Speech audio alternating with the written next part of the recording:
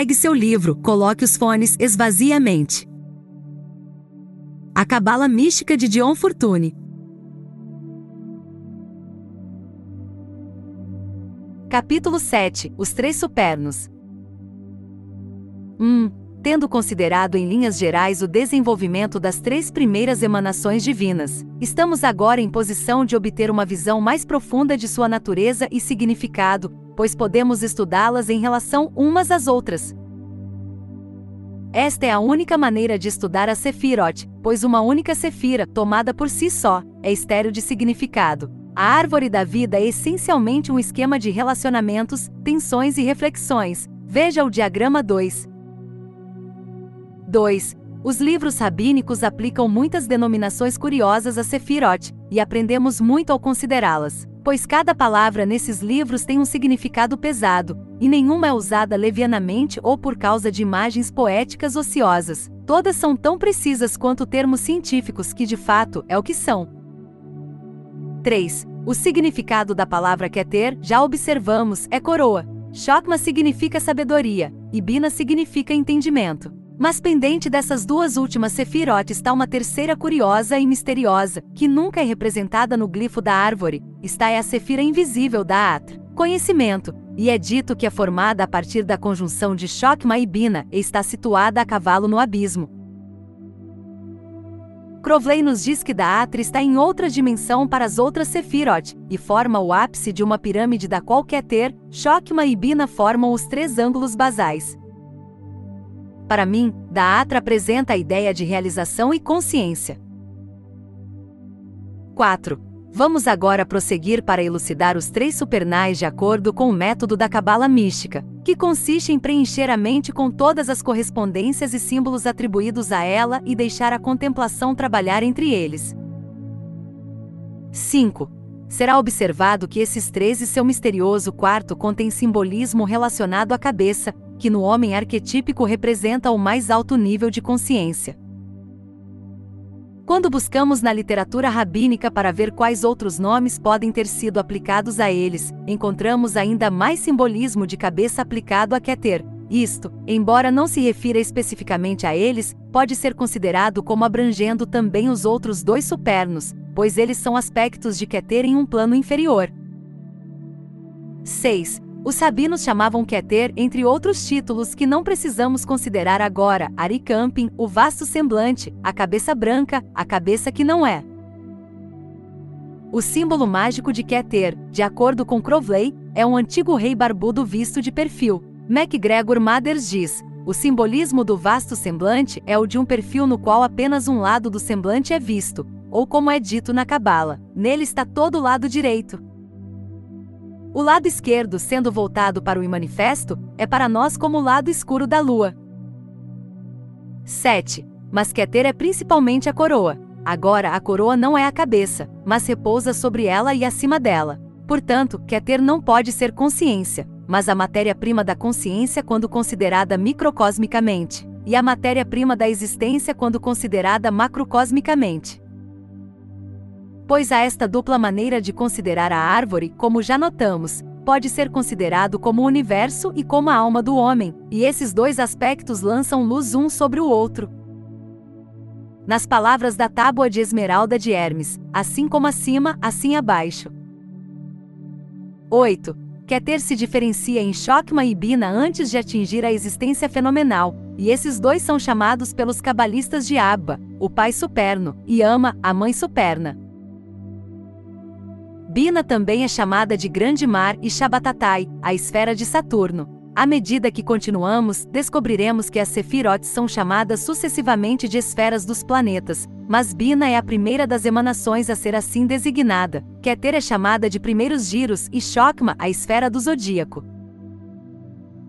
9. Agora Saturno é o pai dos deuses, ele é o maior dos deuses antigos que foram os predecessores dos olimpianos sobre os quais Júpiter governa. Nos títulos secretos atribuídos aos trunfos do tarô, o caminho de Saturno é chamado, de acordo com Crowley, o grande da noite do tempo. 10. Temos então Keter diferenciando-se em uma potência masculina ativa, Chokma, e uma potência feminina passiva, Bina, e estas são colocadas na cabeça das duas colunas laterais formadas pelo alinhamento vertical da Sefirot em seu espaçamento na árvore da vida. Destas duas colunas, a da esquerda sob Bina é chamada severidade, a da direita sob Chokma é chamada misericórdia, a do meio sob Keter é chamada suavidade, e é dita ser a coluna do equilíbrio. Essas duas colunas laterais são os dois pilares que ficam na entrada do templo do rei Salomão e são representados em todas as lojas dos mistérios. O próprio candidato, quando fica entre elas, é o pilar do meio do equilíbrio. 11. Aqui nos deparamos com a ideia apresentada por Madame Blavatsky, de que não pode haver manifestação sem diferenciação nos pares de opostos. Keter diferencia seus dois aspectos como Chokma e Bina, e a manifestação está no ser. Agora, neste triângulo superno, a cabeça que não é o pai e a mãe, temos o conceito raiz de nossa cosmogonia, e retornaremos a ele repetidamente sob inúmeros aspectos, e cada vez que retornarmos a ele receberemos iluminação.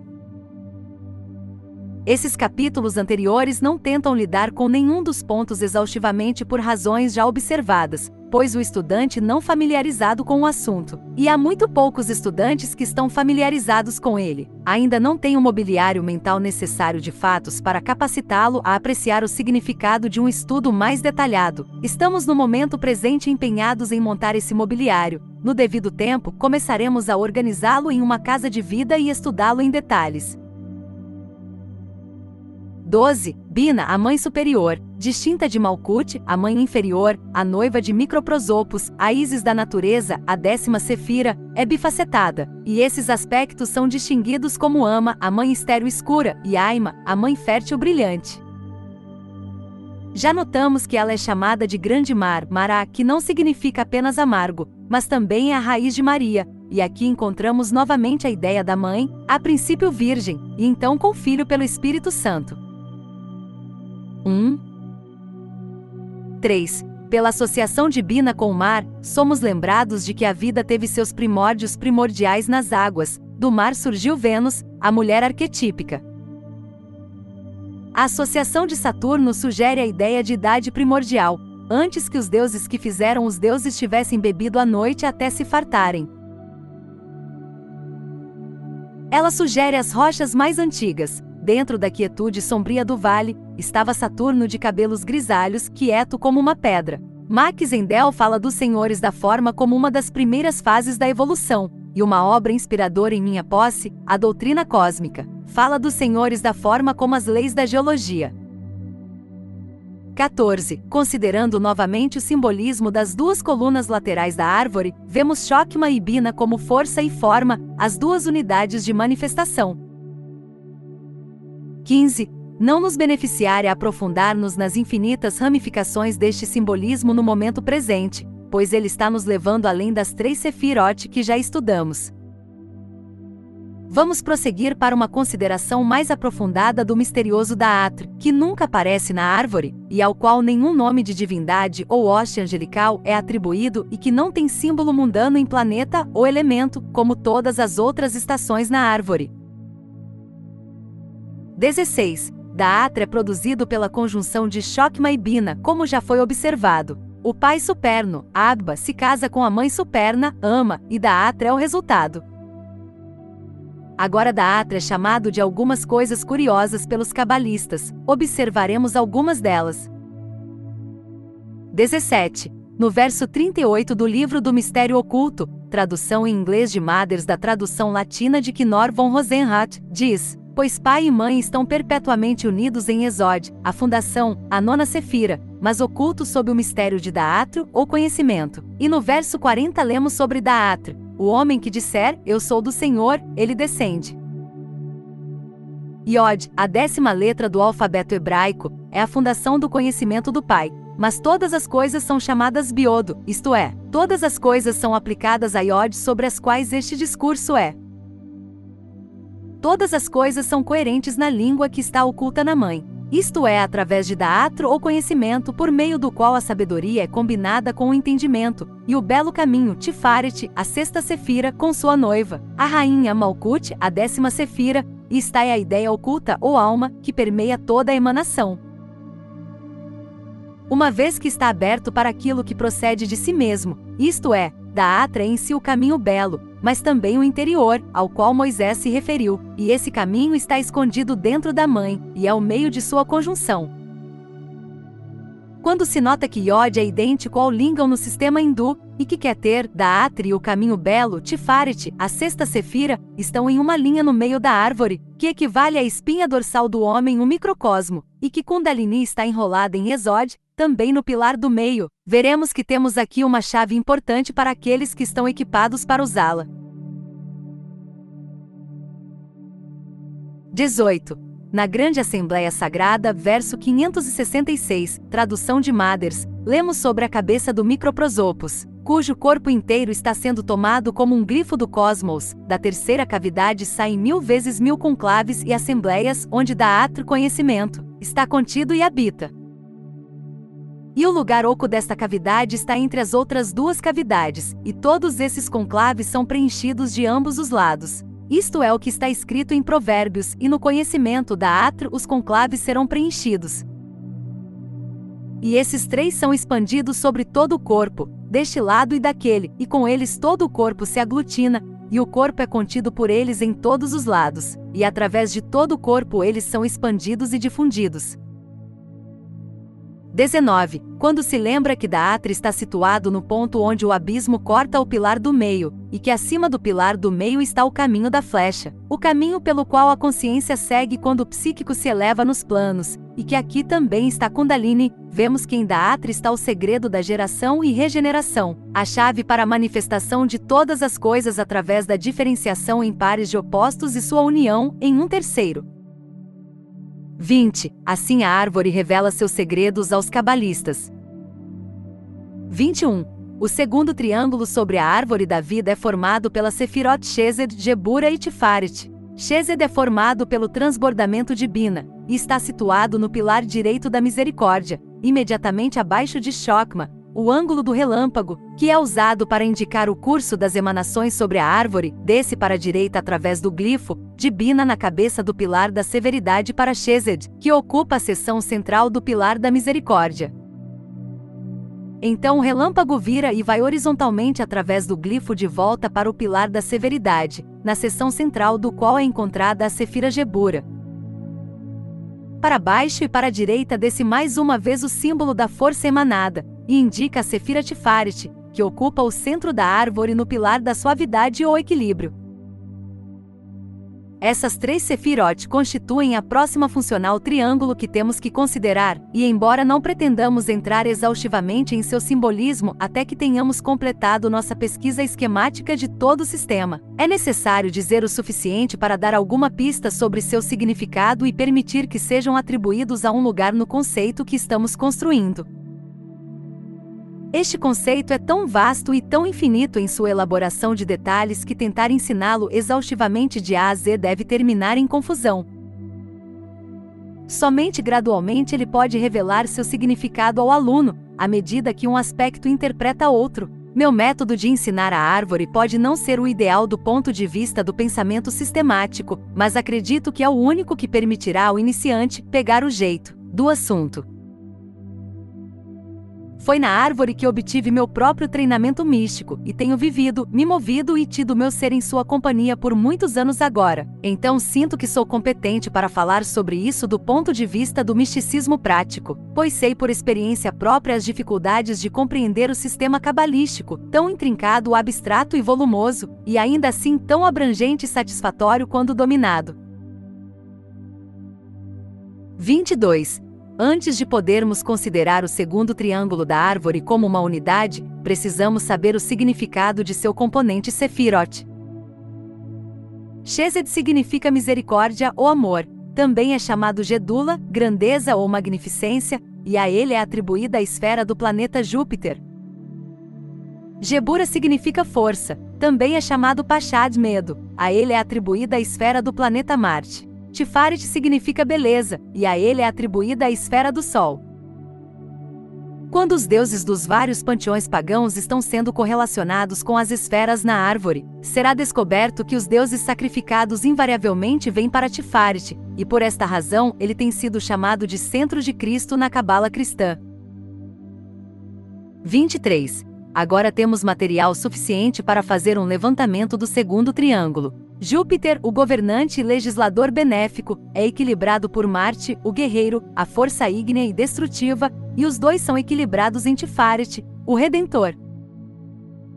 No triângulo superno vemos a Sefira primária emanando um par de opostos que expressam os dois lados de sua natureza, Chokma, força, e Bina, forma, Sefirot masculina e feminina, respectivamente. No segundo triângulo temos os pares de opostos que encontram seu equilíbrio em um terceiro, colocado sobre o pilar do meio da árvore. Disto deduzimos que o primeiro triângulo deriva seu significado daquilo que está por trás dele, e o segundo triângulo deriva seu significado daquilo em que ele emana. No primeiro triângulo encontramos uma representação das forças criativas da substância do universo. No segundo, temos uma representação das forças governantes da vida em evolução. Em Chesed está o rei sábio e gentil, o pai de seu povo, organizando seu reino, construindo a indústria, fomentando o aprendizado e trazendo os dons da civilização. Em Gebura temos um rei guerreiro, liderando seu povo na batalha, defendendo seu reino dos ataques do inimigo, estendendo seus limites pela conquista, punindo o crime e destruindo os malfeitores.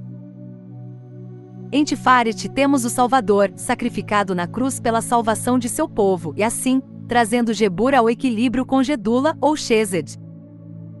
Aqui, encontramos a esfera de todos os deuses sol benéficos e deuses da cura. Assim, vemos que as misericórdias de Gedula e as severidades de Gebura se unem para a cura das nações.